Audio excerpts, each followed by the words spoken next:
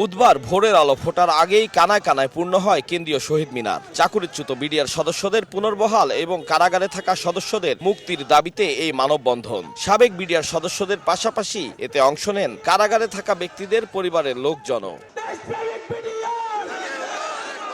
মানববন্ধনে স্লোগানে প্রতিবাদ জানানো হয় বিগত সরকারের নানা সিদ্ধান্তের। বক্তব্যে ফুটে ওঠে গত 15 বছরের ক্ষোভ আর নির্যাতনের কত শত গল্প। আমার নামে 3টা মামলা ছিল, একটা ঢাকা মেইন মামলা, একটা হলো এই বিস্ফোরক মামলা, আর একটা ছিল রংপুরে মামলা। শেখ হাসিনা সরকার আমাদের নামে সরকার হয়ে মিথ্যা মামলা দিয়েছিল, রাষ্ট্রদ্রোহ মামলা।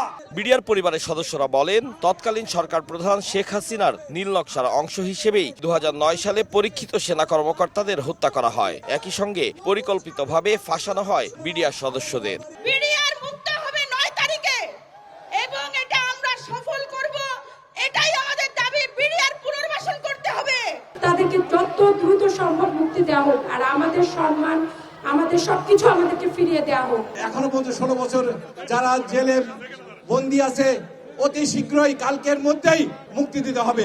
বেলা বাড়তেই দাবিগুলোর সঙ্গে একাত্মতা প্রকাশ করে সমাবেশে অংশ নেয় বৈষম্য বিরোধী ছাত্র আন্দোলনের নেতারাও। তারা বলেন, পিলখানা হত্যাকাণ্ডের দিনটিকে সেনা হত্যা দিবস ঘোষণা করতে হবে। একজন বিডিআরও যদি রাষ্ট্রীয় জুলুমের শিকার হয়, এই নতুন বাংলাদেশে আমরা ছাত্র সমাজ তা মেনে নেব না।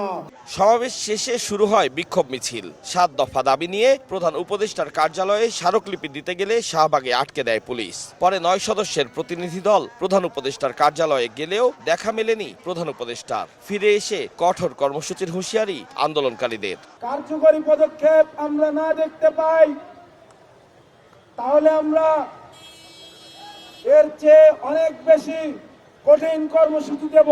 2009 সালে বিডিআর সদর দফতরে হত্যাকাণ্ডের ঘটনায় 139 আসামির মৃত্যুদণ্ড দেয়া হয়। যাবজ্জীবন সাজা দেওয়া হয় 185 জনকে। আরো 228 জনকে দেয়া হয় বিভিন্ন মেয়াদে সাজা। খালাস পান 283 জন। আরো কোন তকমা লাগে? আতাউর কাউসার, সময় সংবাদ, ঢাকা।